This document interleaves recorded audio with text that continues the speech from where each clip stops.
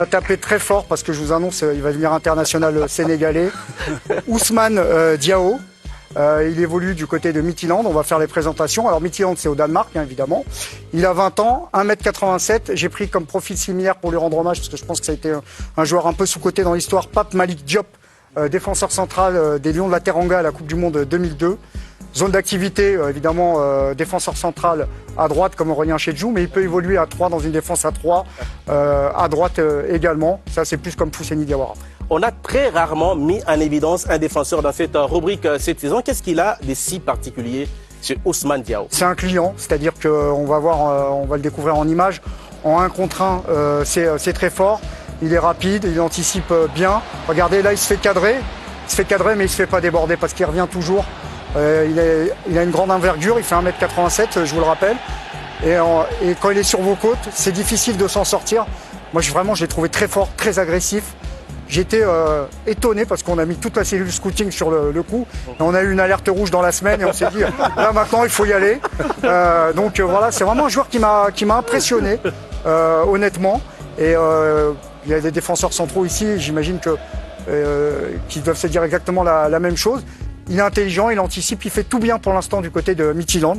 Il a 20 ans et c'est sa première saison donc, du côté de Midtjylland. Après, il y a 2 saisons passées à Mafra au Portugal. Quelle est sa petite histoire finalement? Alors, il arrive de l'académie de Darou Salam du côté de Dakar. Il va au Portugal. Et là, en 50 matchs, en 1 an et demi, mais tout le monde d'accord, il est en 2e division à ce moment-là. Et puis Midtjylland va le chercher pour 3 millions d'euros. Hein. C'est un club danois, c'est un vrai investissement. Alors ce que je vous ai pas dit, c'est qu'on va voir là quand même qui met des buts, hein, c'est Sergio Ramos, mais lui tire pas les pénaltys. Hein. Donc c'est aussi un garçon qui a des stats qui sont remarquables. Hein. C'est 7 buts en 40 matchs, donc c'est assez impressionnant. Il a été notamment décisif là ce week-end contre une équipe très importante du championnat du Danemark, le FC Copenhague. Donc c'est un joueur extrêmement intéressant. Il est bon aussi dans les airs. On l'a vu assez prompt au sol, mais dans les airs c'est aussi quelque chose. Franchement, il a beaucoup de qualités. Franchement, Charles, j'aime beaucoup. C'est presque un coup de cœur pour vous dire. Et voilà, avec un tel profil, ça doit valoir cher, ça. Alors, on va en parler. C'est un défenseur moderne. Hein. Je ne dis pas qu'il peut jouer dans une équipe de Guardiola, mais c'est aussi une qualité de relance. Hein. C'est un jeu long. Alors, il est capable de sortir jeu court, mais c'est aussi un... Qualité, oui. Ouais, donc, en fait, c'est pour ça qu'il a une palette qui est assez large. Il impressionne les scouts européens. C'est un garçon qui est déjà très regardé et il est déjà annoncé du côté de la Première Ligue. Alors il y a des noms de clubs qui circulent, Crystal Palace, Fulham, même Porto. Alors Porto, ça m'étonnerait parce que je comprends pas pourquoi ils l'ont pas pris au Portugal alors qu'il l'avait sous les yeux. Fiche de sortie, donc Ousmane Diao. Je mets ma veste qui va devenir international sénégalais très bientôt. Midtjylland. Truc en plus, c'est que j'ai aimé, c'est son agressivité, son 1 contre 1. Valeur marchande, je voudrais le cacher, j'ai mis 5 millions. Mais honnêtement, ça peut partir à 10. Fiabilité, jamais blessé. Le gars, c'est le contrat confiance. Il joue tout le temps. 3488 minutes. Et j'ai hésité entre 4 et 5. Ouais. J'ai mis 4, mais franchement, il va aller vers 5. Merci. Bienvenue dans notre exploration du jour. Aujourd'hui, on va se pencher sur la performance assez récente d'un jeune footballeur. Un joueur qui a fait, disons, une apparition remarquée sur la scène européenne. On se base sur un court extrait, quelques lignes, mais qui ont vraiment piqué notre curiosité. Alors, le contexte d'abord. On est en Ligue Europa. Le club danois, le FC Midtjylland, joue en Angleterre chez Nottingham Forest, au City Ground. Donc voilà, un vrai contexte européen, avec l'intensité qu'on imagine. Et ce qui a attiré notre attention, c'est une mention très spécifique d'un jeune joueur sénégalais, Ousmane Diao, 21 ans. L'extrait cite Nabil Djellit qui dit « Voilà, un joueur qui mérite qu'on parle de lui, Ousmane Diao, 21, SN, Lyon ». Bon, cette phrase nous a interpellés. Notre objectif ici, c'est de décortiquer ce que cette source, cette unique source, nous dit sur sa performance, là, dans ce match précis. Et essayer de comprendre pourquoi il attire l'attention, malgré, on va le voir, une prestation assez contrastée. Allons-y, commençons par le côté positif, le côté lumineux. L'élément le plus évident, c'est que Ousmane Diao a marqué un but. Pour Midtjylland, la source est très claire. Ousmane Diao, sénégalais, a inscrit son 2e but en Europa League avec Midtjylland face à Nottingham Forest. Donc c'est pas anodin, c'est déjà son 2e but dans cette compétition cette saison. Oui, effectivement, ce deuxième but, c'est un détail important. Surtout replacé dans le contexte. On parle d'un gamin de 21 ans. Marqué en Ligue Europe, déjà, c'est pas rien.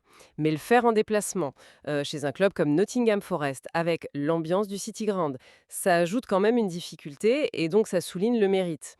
Et le fait que ce soit son deuxième, ça commence à dessiner l'image d'un joueur qui a le niveau, mais qui commence aussi à être décisif régulièrement. Ça suggère une certaine capacité à répéter les performances, ce qui est toujours un bon signe de potentiel. À ce niveau-là, on n'est plus dans le simple coup d'éclat. Tout à fait. Et puis ce but, il n'arrive pas n'importe quand. Il s'inscrit dans une victoire importante pour Midtjylland, 3-2, gagné à l'extérieur en Coupe d'Europe. C'est jamais facile.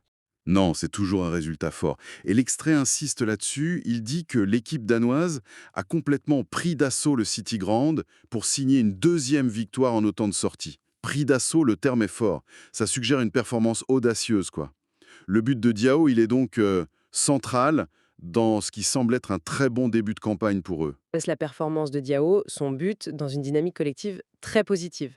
Midtjylland a l'air d'avoir vraiment bien démarré. Et dans ce genre de dynamique, chaque but compte, surtout à l'extérieur, dans des matchs serrés comme ça. Son but, c'est pas juste une stat, c'est un événement qui a directement aidé à maintenir cette lancée victorieuse. On imagine bien que ça doit aussi booster la confiance du joueur, sa place dans l'équipe. C'est souvent dans ces moments, ces buts importants en début de compétition, qu'un jeune s'affirme. Ok, donc on a ce tableau. Jeune, 21 ans, déjà 2 buts en Ligue Europa cette saison, dont un qui contribue à une victoire de prestige à l'extérieur, qui lance bien l'équipe. Ça coche pas mal de cases positives, on est d'accord. Oui, clairement. On comprend mieux pourquoi un observateur dirait qu'il le mérite qu'on parle de lui. Sauf que l'extrait ne s'arrête pas là. Et c'est là que ça devient plus complexe et peut-être même plus intéressant à analyser. Il y a un revers à la médaille. Oui, le texte est très direct. Après le but, il ajoute une info capitale. Diao a aussi concédé un penalty qui a permis aux Anglais de réduire l'écart en fin de partie. Et là, bon, l'évaluation de sa performance change radicalement. Marquer et provoquer un penalty dans le même match européen, c'est C'est un sacré ascenseur émotionnel. exactement une performance très contrastée. Oui, c'est ça, une performance à double tranchant. Et cette dualité, elle est très révélatrice des défis pour les jeunes joueurs à ce niveau. D'un côté, le talent qui s'exprime, la capacité à être décisif devant. De l'autre, l'erreur, la faute dans un moment clé, en fin de partie, c'est précisé, donc potentiellement sous pression, fatigué. Concéder un penalty, bon, ça peut venir de plein de choses, hein. Excès d'engagement, mauvais timing, lecture du jeu ou juste la pression, hein. Mais ça rappelle que le haut niveau, ça demande une constance, une maîtrise sur tout le match, défensivement aussi. L'extrait ne dit pas son poste exact, mais qu'il soit défenseur, milieu ou même un attaquant revenu défendre, cette double action, but et penalty, c'est frappant. On imagine la pression après la faute, surtout s'il avait marqué le but qui donnait l'avantage. Tout à fait. Peu importe le poste, en fait. C'est une énorme dose d'expérience en 90 minutes. Il vit le sommet, la joie du but, l'apport à l'équipe, et puis le creux, l'erreur qui remet l'adversaire dans le match. Psychologiquement, c'est intense. Comment tu réagis après avoir marqué? Tu te relâches un peu? Et comment tu gères la frustration, la culpabilité peut-être, d'une faute qui coûte cher? Surtout en fin de match. C'est une courbe de l'apprentissage en accéléré, quoi, sous les feux des projecteurs. Et sa capacité à rebondir après ça, c'est aussi un test de caractère. Ça pose la question de la perception, en fait. Comment on juge une telle performance? Est-ce que le positif annule le négatif? Ou est-ce que l'erreur ternit tout? C'est là que l'avis des observateurs, comme celui qu'on a cité au début, devient important. C'est une excellente question. Et il n'y a pas de réponse simple. Ça dépend beaucoup de qui regarde. Certains vont retenir le potentiel offensif, la capacité à créer, à marquer. Lever, une faute de jeunesse à corriger. D'autres vont insister sur la rigueur, la discipline. Le penalty. Preuve d'un manque de maturité dans les moments chauds. Mais ce qui est intéressant, c'est que la source rapporte la phrase « Voilà un joueur qui mérite qu'on parle de lui », après avoir mentionné les deux faits, but et penalty. C'est pas anodin. Oui, revenons sur cette citation de Nabil Djellit. Voilà un joueur qui mérite qu'on parle de lui. Maintenant qu'on a le tableau complet, but et penalty, comment on l'interprète cette remarque? Qu'est-ce qui, malgré l'erreur, justifierait cette attention particulière? C'est là que ça devient, oui, fascinant. Plusieurs pistes, hein, toujours en restant sur notre extrait. Première idée, le talent brut, l'impact offensif sont tellement forts que même avec cette erreur, l'impression générale reste très positive. Le but à 21 ans, à l'extérieur, son deuxième, ça pèse peut-être plus lourd que le penalty. Deuxième idée, c'est justement cette capacité à être au cœur de l'action, à être un protagoniste pour le meilleur et pour le pire, qui le rend intéressant. Il n'est pas invisible, il influence le jeu. Parfois, les joueurs qui font parler, c'est ceux qui créent des événements, bons ou mauvais. Ils ont une présence. Troisième idée, plus nuancée peut-être, l'observateur regarde au-delà de ce match. Il l'a peut-être déjà repéré, et ce match, avec ses hauts et ses bas, confirme juste que c'est un talent à suivre de près. L'erreur fait partie du chemin, mais les qualités sont là. Cette dernière hypothèse me paraît assez logique, oui. L'erreur n'efface pas le potentiel, elle montre juste où il faut progresser. Donc, si on récapitule ce que cet extrait, et seulement lui, nous apprend sur Ousmane Diao lors de ce match, jeune Sénégalais, 21 ans, marque son deuxième but en Ligue Europa, contribue à une victoire importante.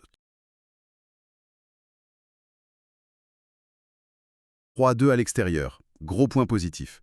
Mais, dans le même match, il provoque un pénalty contre son équipe en fin de partie. Point négatif. Performance contrastée donc.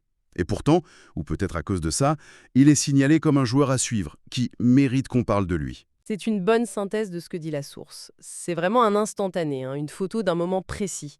Faut pas en tirer des conclusions définitives sur le joueur, évidemment. Mais cet instantané, il est riche. Il montre ce que c'est, l'exposition européenne pour un jeune, la capacité à briller, mais aussi la marge d'erreur qui est très réduite à ce niveau. Chaque faute peut coûter cher. Le fait qu'il soit à Midtjylland, c'est intéressant aussi. C'est un club connu pour bien développer les jeunes, leur donner du temps de jeu, même dans ces matchs exigeants. Ils doivent être habitués à voir leurs jeunes passer par ces montagnes russes émotionnelles et techniques. Ça fait partie de l'apprentissage qu'ils encadrent.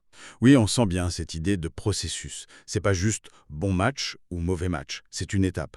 Marquer ce but, c'est une validation. Concéder le penalty, c'est une leçon. Les deux sont sûrement utiles pour la suite. Exactement. Chaque match comme ça, c'est une mine d'infos pour le joueur et le staff. Comment il a géré la pression avant, sa réaction après le but, après l'erreur, son attitude en fin de match. Tout ça, on le voit pas dans l'extrait, mais ça découle de ses actions marquantes. Et souvent, ce mélange d'éclats et d'erreurs, c'est le lot des joueurs qui ont du caractère, qui tentent des choses. Parfois ça paye, parfois ça coûte. L'enjeu pour lui, ça va être de bâtir sur le positif et d'apprendre du négatif pour affiner son jeu. Au final, ce petit extrait nous ouvre une fenêtre assez fascinante sur la complexité du développement d'un jeune joueur au haut niveau. C'est pas linéaire, c'est pas tout rose, c'est fait de moments brillants et d'erreurs, parfois dans le même match.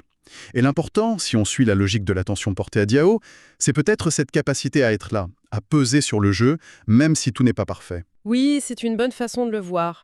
La source met en lumière un joueur qui ne laisse pas indifférent, qui participe au drame du match, en quelque sorte. Et dans le foot actuel, on cherche des joueurs qui font les différences. Alors cette présence, cette capacité à être décisif, même si c'est dans les deux sens pour l'instant, c'est une qualité. La constance, ça se travaille. Ça nous laisse avec une réflexion, une question pour ceux qui nous écoutent et qui suivent le foot, l'éclosion des talents. Quand on voit un jeune vivre un match aussi intense, émotionnellement, but crucial, erreur majeure, en Coupe d'Europe, tôt dans sa carrière, quel impact ça peut avoir sur sa trajectoire, ce genre d'expérience ultra concentrée? Est-ce que ça forge plus vite ou est-ce que ça peut laisser des doutes? Comment un joueur, son entourage, transforme ces moments à la fois exaltants et difficiles en carburant pour l'avenir? Voilà, une petite question à méditer en gardant peut-être un œil sur ce nom, Ousmane Diao.